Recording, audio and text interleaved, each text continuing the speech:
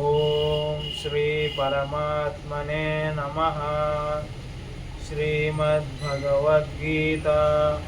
अतः पंचदशोऽध्यायः।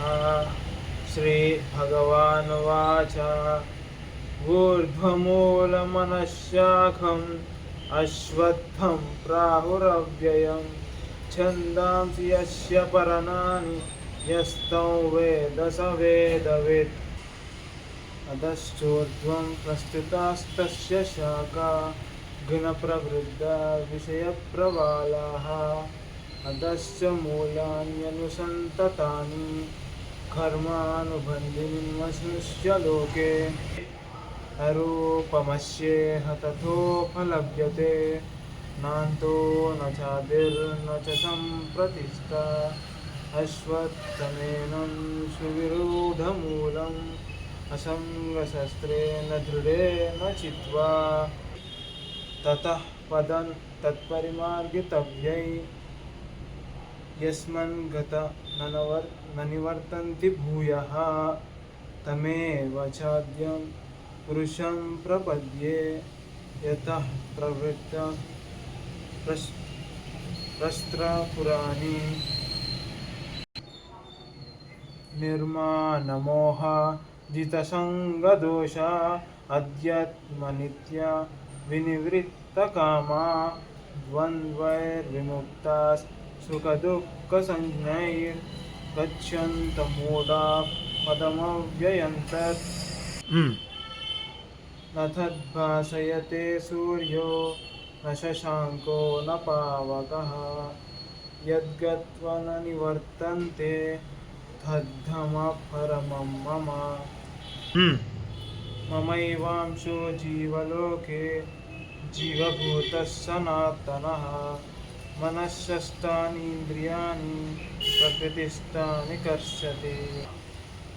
शरीरं यदवाप्नोति यच्चाप्युत्क्रामतीश्वरः गृहीत्वैतानि संयाति वायुर्गन्धानि वाशयात्। श्रोत्रं चक्षुस्पर्शनं च रसनं घ्राणमेव च अधिष्ठाय मनश्चायं विषयानुपसेवते। उत्क्रामन्तं स्थितं वापि भुञ्जानं वा गुणान्वितं पश्यन्ति ज्ञानचक्षुषः। यतन्तो योगिनश्चैनं पश्यन्त्यात्मन्यवस्थितं यतन्तोऽप्यकृतात्मानो नैनं पश्यन्त्यचेतसः। यदादित्यगतं तेजो जगद्भासयतेऽखिलम् यच्चन्द्रमसि यच्चाग्नौ तत्तेजो विद्धि मामकम्। गामाविश्य च भूतानि धारयाम्यहमोजसा पुष्णामि चौषधीः सर्वाः सोमो भूत्वा रसात्मकः। अहं वैश्वानरो भूत्वा प्राणिनां देहमाश्रितः प्राणापानसमायुक्तः पचाम्यन्नं चतुर्विधम्।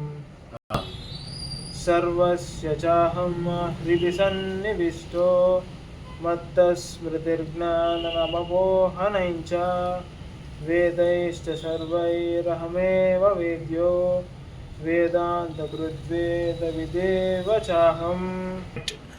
द्वाविमौ पुरुषौ लोके क्षरश्चाक्षर एव च क्षरः सर्वाणि भूतानि कूटस्थोऽक्षर उच्यते। उत्तमः पुरुषस्त्वन्यः परमात्मेत्युदाहृतः यो लोकत्रयमाविश्य बिभर्त्यव्यय ईश्वरः। यस्मात्क्षरमतीतोऽहम् अक्षरादपि चोत्तमः अतोऽस्मि लोके वेदे च प्रतितः पुरुषोत्तमः। यो मामेवमसम्मूढो जानाति पुरुषोत्तमं स सर्वविद् भजति मां सर्वभावेन भारत। इति गुह्यतमं शास्त्रम् इदमुक्तं मया नघ एतद्बुद्ध्वा बुद्धिमान् स्यात् कृतकृत्यश्च भारत।